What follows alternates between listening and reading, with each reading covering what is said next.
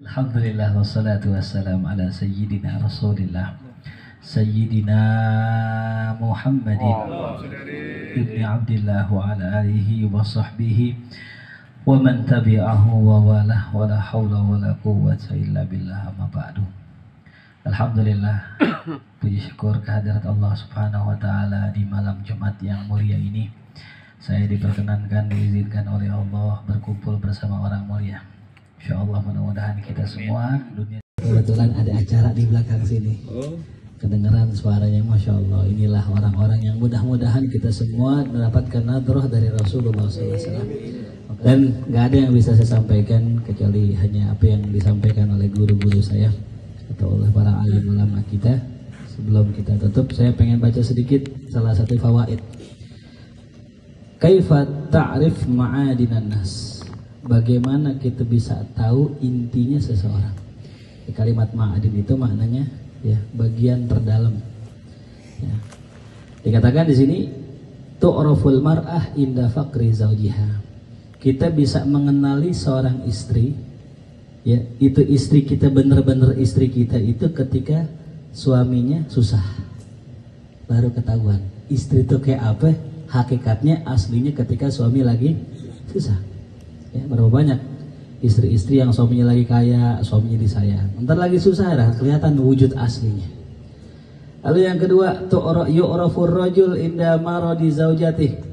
Diketahui seorang suami hakikat dirinya ketika istrinya sakit. Gimana sikap dia? Perhatian apa enggak, cuek apa enggak, ya. Lalu yang ketiga, yu'raful ukhuwah indal miras. Diketahui betul bagaimana hubungan persaudaraan kita, bener baik apa enggak ketika urusannya masalah warisan. Ya. Kalau ada urusan warisan yang namanya saudara biar kali dekat ngopi bareng segelas berdua, yang namanya warisan kadang-kadang bikin kita pecah. Disitulah ketahuan bener nggak kita bersaudara sama dia, cakep nggak hubungan kita. Kalau pas di bagian warisan ternyata pecah, nah berarti jelek. Ya, hakikatnya baru muncul. Lalu yang keempat, yu'rafus ya shadiq indal syiddah. Kita bisa tahu teman yang sejati itu ketika kita susah. Ya, dalam kondisi susah, sakit misalnya di rumah sakit. Lihat yang mana teman kita.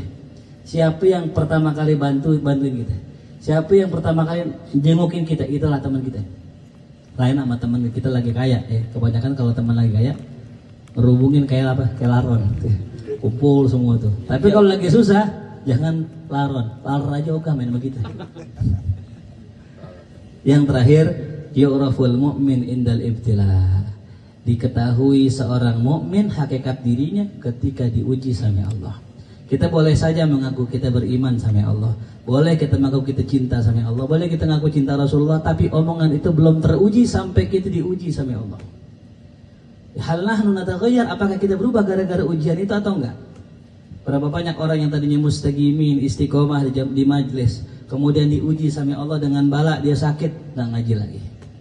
Berapa banyak yang istiqomah dengan kebaikan, dia sedekah, dibantuin orang, tapi suatu kali dikecewakan sama orang yang dibantu, nggak mau bantu lagi. Berapa banyak orang yang ngajar, yang istiqomah, ya, kemudian dia ngajar, kemudian muridnya pada majdub semua begitu kan? Diuji kesabaran seorang guru, apakah dia tetap mengajar atau enggak, di situ letaknya. Ya. Makanya saya punya statement begitu, belum disebut guru sejati kalau belum diuji dengan muridnya. Kalau belum disakitin sama murid, belum jadi guru sejati. Ya. Bagaimana tuh seorang guru mengajar alif ba ta sa sampai muridnya bisa baca Quran, diajarkan nahu sorobnya sampai bisa baca kitab, sampai udah bisa baca kitab. Ternyata yang muridnya durhaka sampai gurunya, apakah terus ngajar atau enggak? Disitulah ketahuan kualitas seorang guru tersebut. Ya, jadi segalanya perlu diuji.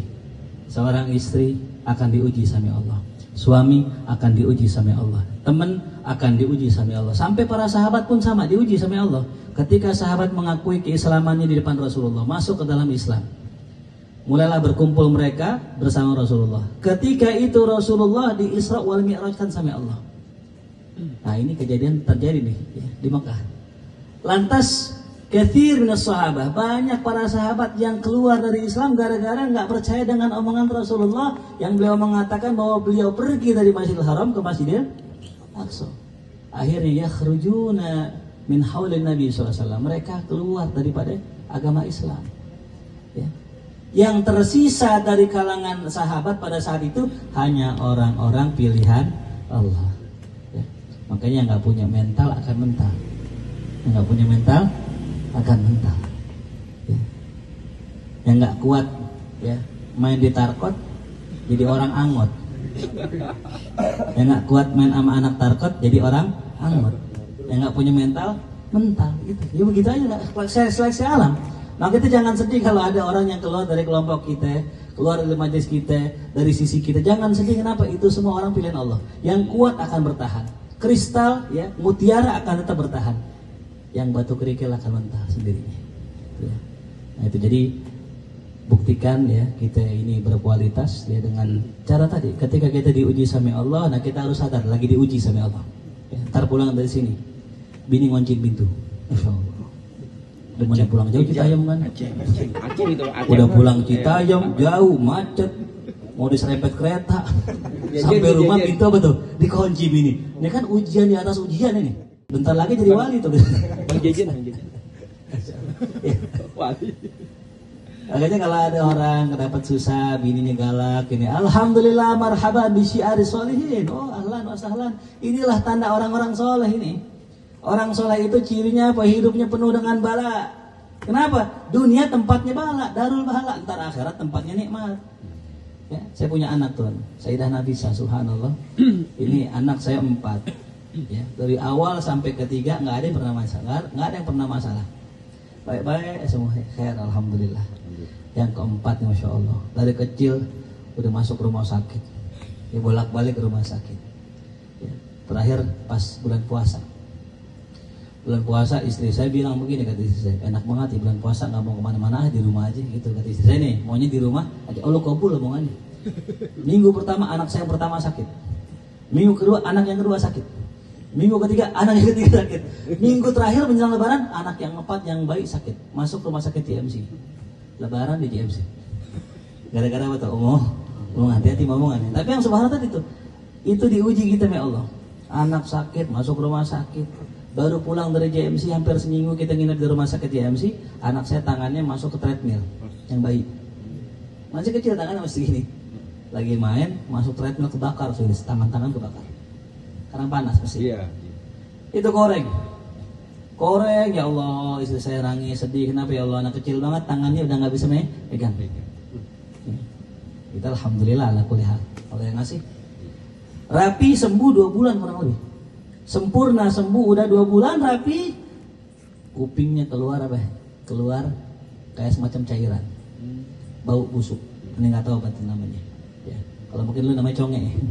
Kalau sekarang ini kayak kalau dia pilek orang kan keluar dari hidung.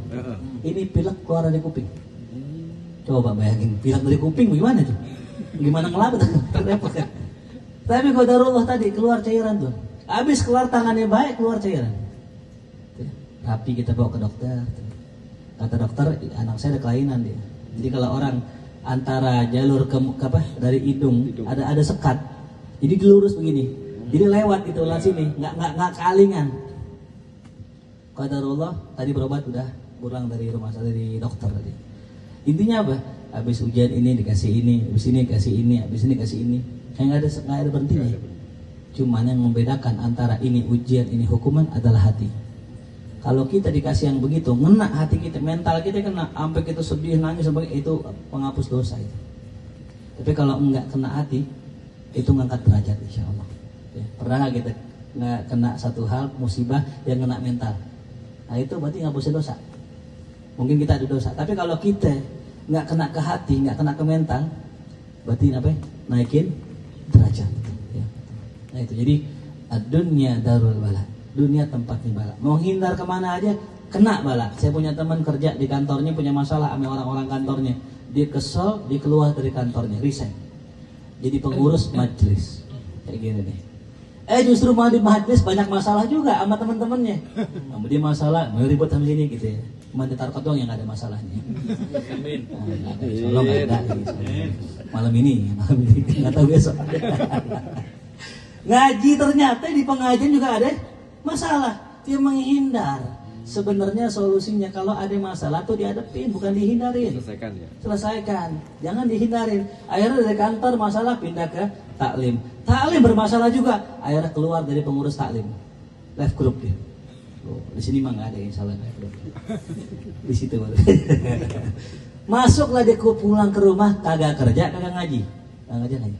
Subhanallah, bininya laporan, bang, aku punya utang 20 juta pinjol. Dari kantor kabur, lari ke taklim, kabur ke rumah, ternyata masalahnya ngikutin ya. Sampai ke rumah tuh ya. Jadi pelajaran yang bisa kita ambil, jangan pernah lari dari masalah. Masalah akan terus ada ya. Kalau orang salah menyikapi masalah dengan cara yang salah, maka hasilnya salah ya. Nggak masalah orang punya masalah selama ngadepinnya tidak dengan cara yang salah. Masalah jadi salah kalau ngadepinnya dengan cara yang salah. Maka jangan salah menghadapi masalah biar nggak jadi orang salah. Tuh, ya. Makanya kasihan tuh pemain MU itu salah tuh ya, nggak pernah benar dia. Liverpool ya, udah ganti. Salah mulu. Nyebutinnya salah tuh kan, itulah salah tuh. Ya mudah-mudahan bermanfaat apa yang disampaikan. Terima kasih. Assalamualaikum warahmatullahi wabarakatuh. Waalaikumsalam warahmatullahi wabarakatuh.